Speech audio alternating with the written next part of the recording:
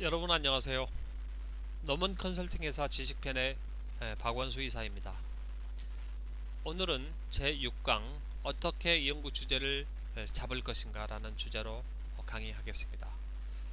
연구 주제 잡는 방법은 매우 중요합니다. 그래서 약 2번에 거쳐서 좀 길어지면 3번에 거쳐서 이 연구 주제 잡는 방법에 대해서 강의를 하도록 하겠습니다. 오늘은 첫 번째로서 여러분께서 연구 주제를 잡는다는 의미는 리서치 퀘스천을 잡는 파악한다는 의미입니다. 리서치 퀘스천은 다른 말로 리서치 프로블럼이라고 합니다. 연구 질문. 우리가 연구하는 이유가 어떤 우리가 알지 못하는 미지의 세계에 어떤 궁금증이 형성되어 있기 때문에 그것에 대해서 답을 찾아가는 체계적으로 답을 찾아가는 일련의 과정 전체를 리서치라고 합니다. 연구라고 하는 거죠. 그런데 궁금증이 없으면 연구는 진행되지 않습니다. 많은 분들이 몇 개월 동안 또는 몇 년 동안 연구를 진행하지 못하는 이유는 연구 질문이 없기 때문입니다. 어떤 호기심, 관심, 궁금증이 생성되지 않았기 때문에 연구가 진행이 되지 않는 것입니다. 예, 그렇다면 연구 질문은 얼마나 중요할까요? 절대적입니다. 연구 질문이 생성이 되면 전체 연구 비율이 차지하는 비율이 절반이 끝난 거나 다름없다고 얘기합니다.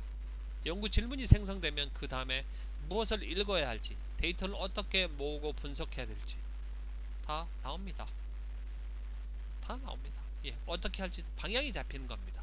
아주 캄캄한 칠흑 같은 어둠 속에서 혜성처럼 맑은 빛이 이렇게 비춰주면서 우리가 어디로 가야 될지를 보여주는 것과 같습니다. 그래서 연구 질문을 생성하는 것은 매우 중요한 일입니다. 기본적으로 연구는 이렇게 구성되어 있습니다. 연구 질문, 그 다음에 theory, 그 다음에 데이터 수집, 데이터 분석, 그 다음에 디스커션 모두 다 중요합니다. 모두 다 중요한데 연구 질문은 가장 중요하고요. 그 다음에 나머지 다 중요합니다.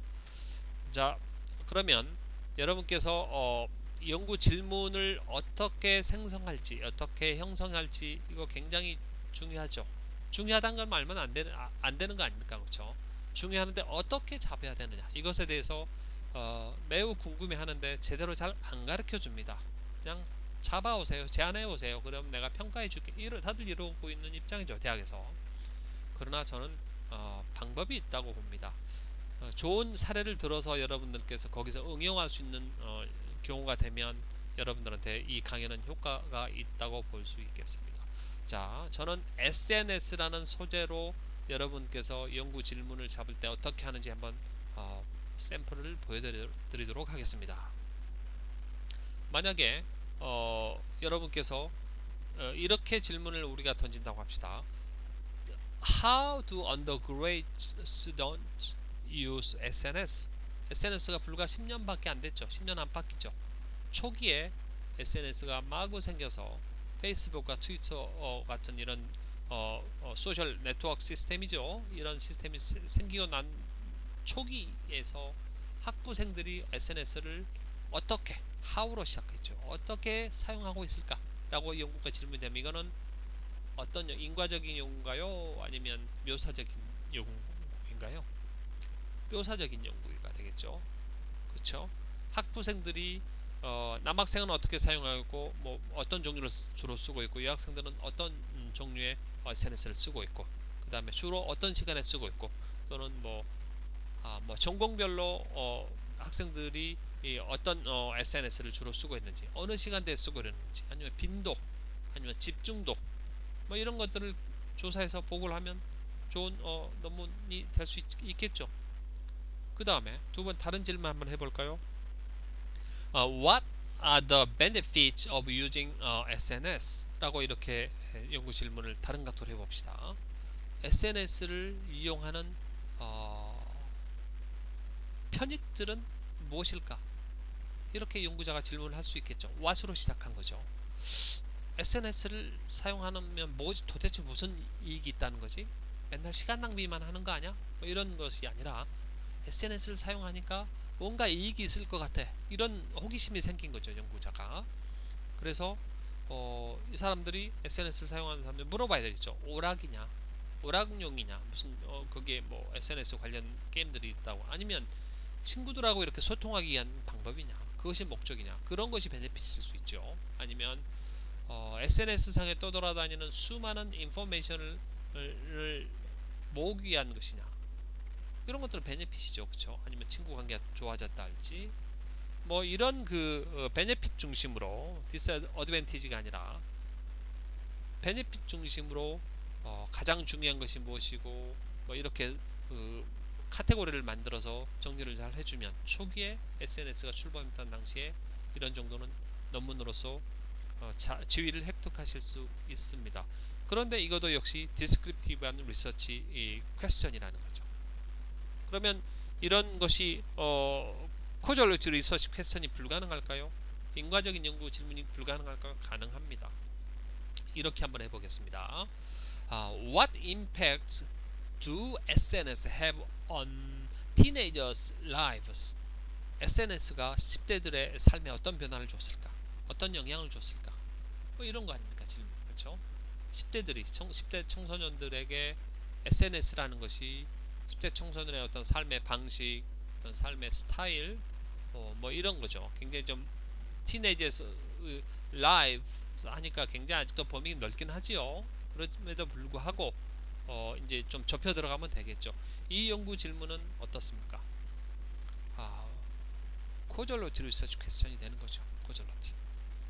SNS라는 것이 원인이 되어서 10대들의 라이프 패턴이든 뭐 어떤 뭐 다른 거든 라이프가 어떻게 영향을 주었을까, 이런 거 아닙니까?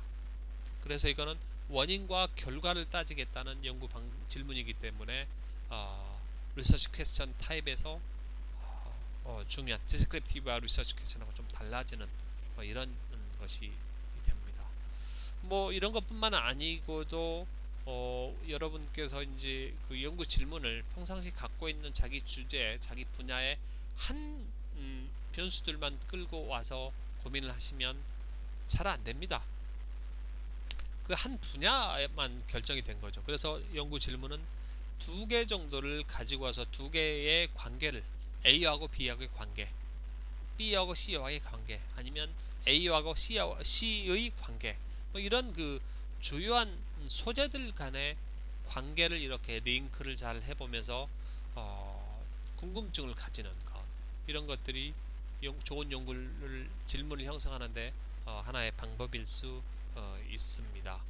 자, 그러면 여러분께서 연구 질문을 발굴을 할 때 어디서부터 시작해야 될 것인가, 그것에 대한 또 가이드도 제가 드려야 맞겠지요.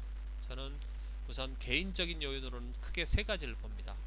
본인의 지금까지 살아오면서 경험했던 것, 그게 학문적인 경험도 괜찮고, 아니면 뭐 사회생활 경험하시는 분들은 사회생활을 지금 몸담고 있는 곳에서 경험하고 계시는 곳에서의 연구 질문이 나오실 수 있습니다. 평상시 일하시다가, 아니면 평상시 자기가 관심 갖고 있는 분야에서 공부하시다가 중요한 궁금증이 있었다, 이런 것이 익스피리언스죠.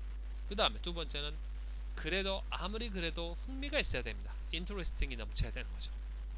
굉장한 정신적인 에너지가 필요한 작업이기 때문에 연구 논문은, 주제들은, 연구 질문들은 본인의 흥미 있는 분야로 연결하는 것이 좋습니다.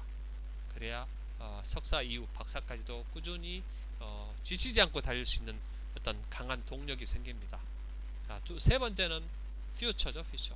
본인의 미래, 본인이 학교 졸업 후에 무엇을 하고 싶은지, 대학 가서 전공하고 박사 가서 전공하고 싶은 주제가 무엇인지, 그 다음에 그걸 끝나고 조합은 어떻게, 어느 분야에서 일하고 싶은 것인지, 이렇게 연구 질문을 형성해야 맞겠죠. 이 3가지 것이 개인적인 고려 요인이라면 이것만 가지고 충분할까요? 그렇지 않습니다. 더 중요하게는 학문적인 고려 요인이 있어야 됩니다. 첫 번째, 새롭고 중요하고 연구 가능한, 이 3가지 기준을 가지고 진행해야 됩니다. 이미 남들 다 연구해버린 것을 다시 연구하겠다 안 되겠죠. 그래서 새로워야 된다는 원칙에서 벗어납니다.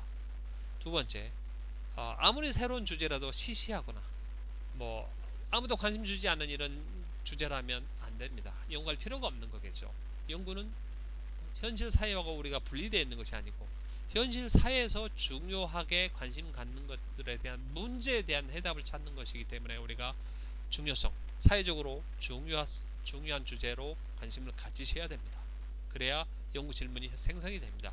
그래서 사회적으로 어떤 큰 이슈가 있거나 그런 주제들이 무엇이 있는지를 잘 보시면서 신문이나 이런 데서 그런 데서도 주제를 발굴하실 수도 있다는 얘기입니다. 마지막으로 듀어블하다는 것. 연구 질문이 아무리 새롭고 중요해도 연구가 불가능한 주제들이 얼마든지 있을 수 있습니다. 우리가 현실적으로 뭐 석사, 박사 과정에서 개인이 할 수 없는 연구들도 얼마든지 있고요. 그 다음에 개인이 할 수 있다 할지라도 시간과 비용이 너무 과대히 지출되는 이런 연구 주제들도 얼마든지 있습니다. 그래서 그런 것들은 피하셔야 합니다. 이 세 가지 것이 제가 저한테는 리서치 퀘스천을 형성할 때 고려할 요인들입니다. 오늘 6강에서 일부 연구 주제를 어떻게 잡을 것인가 첫 번째 세션입니다. 세션은 여기서 마치고요. 다음 세션에서 계속 이어가도록 하겠습니다. 감사합니다.